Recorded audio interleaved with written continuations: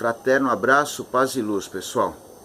Tô aqui na casa do meu amigo Jaime da Flavinha, tô até usando a camiseta dele, chamada Keep Safe, porque ele faz esses sarcófagos, não é sarcófago mortuário não. São sarcófagos para o pessoal que faz kite na água, sabe? Aquela vela para você guardar esses equipamentos com muita qualidade, por sinal. Então, aproveitando que eu tava com uma camiseta não muito fashion, eu pedi para ele essa aqui dele, tô vestindo. E queria aproveitar, vai ser um vídeo não muito longo, para falar para vocês do aqui e agora. E o aqui e agora, que hoje está na moda aqui no Ocidente, né? O mindfulness, é uma coisa muito antiga, já vivenciada pelos antigos e propalada até em escolas iniciáticas, em livros sagrados, porque o aqui e agora representa o presente. E o presente é um presente. O presente é uma bênção. O presente, ele não é tempo, ele é estado de espírito. Só que é um estado de espírito, vamos dizer assim, radioso. Você tem estados de espírito que te deixam depressivos. Por exemplo, quando você tem apegos, quando você tem desejos. E aí sim você cria o tempo. Então, por exemplo, o passado ele é criado como? É um estado de espírito, quando existe apego. Porque você vai me mostrar o passado, onde é que está o passado? Você tira do bolso e me mostra? Onde é que está ele? Ele não existe, existe dentro de você em forma de apego. Ou o futuro é um estado de espírito. Onde é que está o futuro? Não aconteceu ainda. Ele existe dentro de você, como você percebe em forma de desejo. E já o presente, que também é um estado de espírito, não é mais tempo, porque ele tem uma qualidade, ele tem uma vibração, uma ressonância, ele tem uma tônica. E isso é o aqui e agora. Eu comentei com vocês em vídeos anteriores aquela experiência dramática no sentido de intensa, que eu tive nadando no mangue do Rio Escuro, buscando me integrar com a natureza, e de repente num determinado momento lá para dentro do rio, eu olho à minha volta, eu paro de nadar e eu começo a sentir que eu sou tudo e tudo é eu. É difícil explicar isso para vocês, mas depois que eu tive essa vivência, eu entendi o que o Buda quis dizer quando ele atingiu a sua iluminação, debaixo da árvore Bodhi, e disse: todas as criaturas têm a natureza de Buda. Porque ele havia atingido a iluminação e percebido que esta vibração amorosa, radiante, existia nele e em tudo. E antes ele não havia percebido isso, quando ele era asceta, quando ele buscava. Enfim, na busca, na nossa jornada do herói, a gente sabe que existe, porque é a nossa natureza. Como diz São Tomás de Aquino, se você procura por ele é porque já o encontrou. De uma certa forma a gente tem este Christos, esse Buda dentro da gente. Mas a gente não consegue vivê-lo na plenitude, então a gente vai buscando, tateando, meio que às cegas.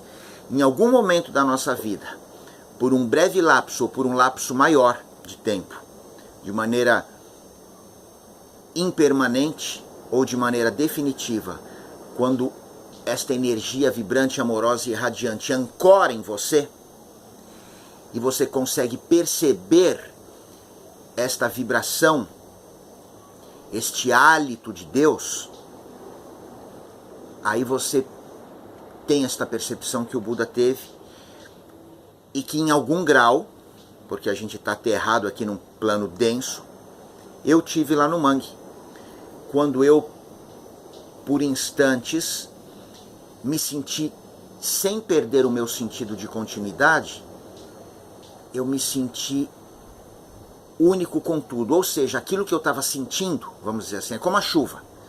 Está chovendo em você e a mesma água que está chovendo em você está chovendo nas plantas, nos animais, só que coloca isso em termos de sensação. Aquele bem-estar, benfazejo que eu estava sentindo, eu percebi que é assim que os minerais vegetais e animais vibram e sentem. Isto me deu um sentido de unidade tremendo, que é aquilo que a gente diz, somos um só. E na verdade nós somos um só.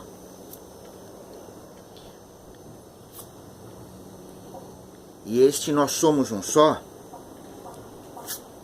ele é falado filosoficamente até o momento em que você sente.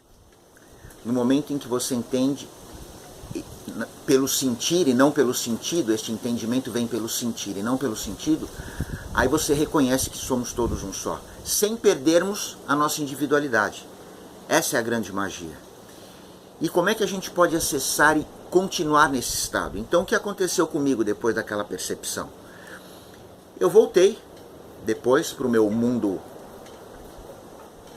vamos dizer assim, mais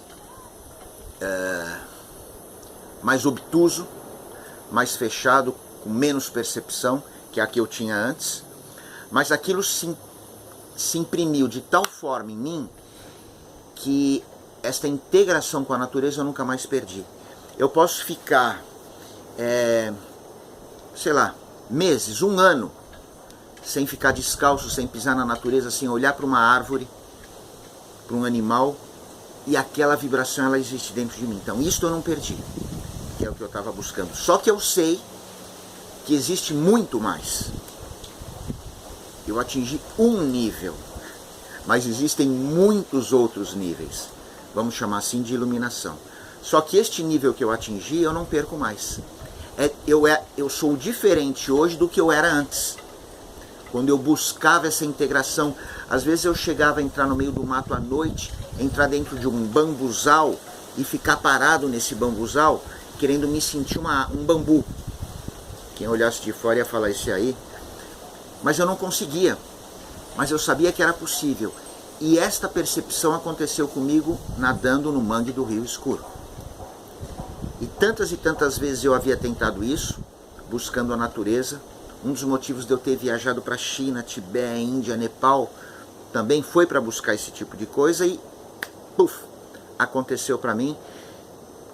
Obviamente que eu estava buscando, mas eu nunca imaginaria que eu ia sentir o que eu senti naquela experiência. E aí o que eu quero passar para vocês? Eu quero passar para vocês que se você busca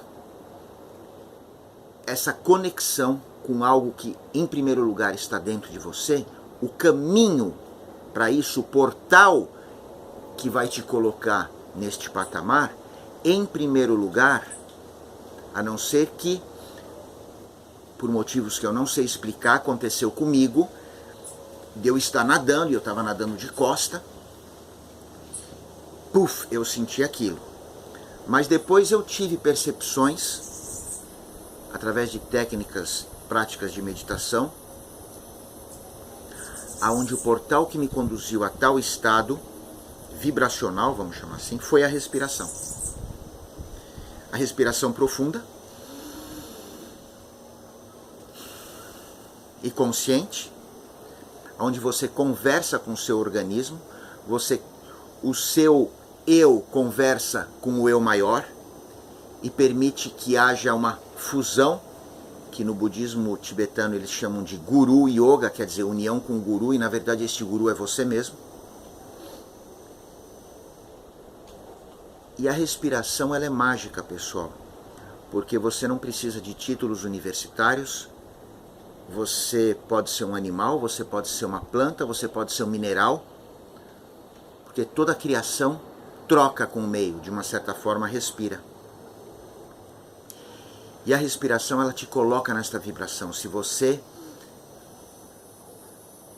souber se entregar a ela. Então você pode ficar em silêncio,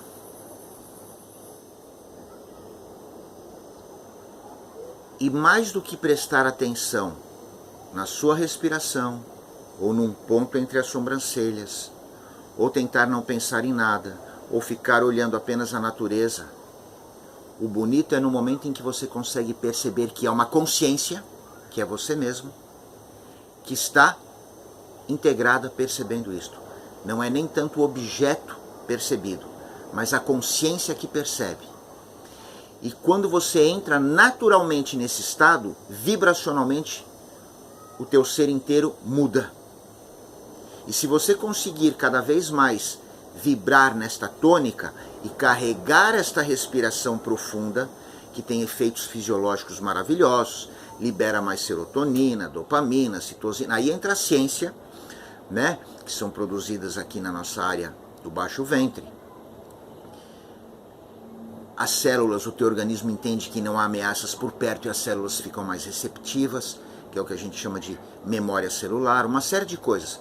Mas fundamentalmente, se você consegue viver no ritmo da sua respiração profunda, então você não vai fazê-la apenas no momento em que você estiver sentado para meditar ou para observar alguma coisa.